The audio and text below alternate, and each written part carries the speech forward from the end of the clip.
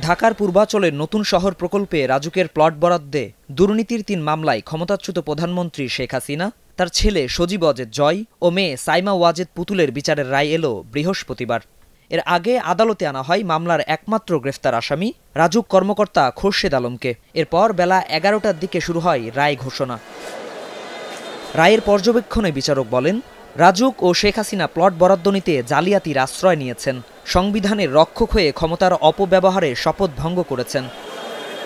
পরে রায়ে শেখ হাসিনাকে ৩ মামলায় ২ ধারায় ৭ বছর করে ২১ বছরের কারাদণ্ড দেয়া হয়।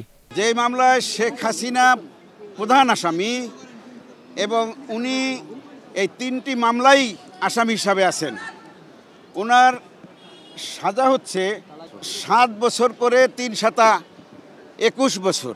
আদালত তার রায়ের মধ্যে সংক্ষিপ্ত একটি পর্যবেক্ষণ প্রদান করেছেন।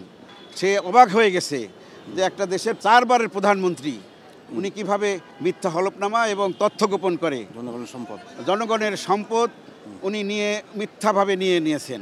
অপর ২ মামলায় হাসিনা পুত্র সজীব ওয়াজেদ জয়ের ৫ বছরের জেল ও ১ লাখ টাকা জরিমানা ও মেয়ে সাইমা ওয়াজেদ পুতুলের হয়েছে ৫ বছরের সশ্রম কারাদণ্ড। এছাড়া সাবেক গণপূর্ত প্রতিমন্ত্রী শরীফ আহমেদকে ৬ বছর করে দেওয়া হয়েছে ১৮ বছরের জেল। বাকি ১৭ আসামিরও হয়েছে নানা মেয়াদে কারাদণ্ড।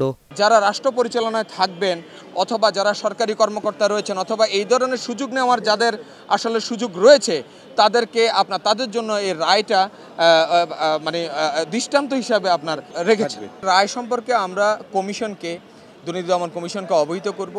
সে রায়ে দুর্নীতি দমন কমিশন সন্তুষ্ট কি সংক্ষুব্ধ সিদ্ধান্ত ওনারা নেবেন এবং সেটার উপর বেসিস করে পরবর্তীতে এই রায়ের বিরুদ্ধে ওনারা দুদক কমিশন উচ্চ আদালতে যাবেন কিনা সেটা শুধুমাত্র সিদ্ধান্ত নেওয়ার একমাত্র ক্ষমতা হয়েছে দুর্নীতি দমন কমিশনের। এছাড়া গ্রেফতার থাকা একমাত্র আসামি খুরশিদ আলমের ১ বছরের কারাদণ্ড এবং খালাস পেয়েছেন রাজুকের প্রশাসনিক কর্মকর্তা সাইফুল ইসলাম।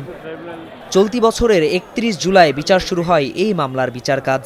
আর ৩ মাসের মাথায় এলো ২৩ আসামির রায়। শাহানুর ইসলাম, স্টার নিউজ, ঢাকা।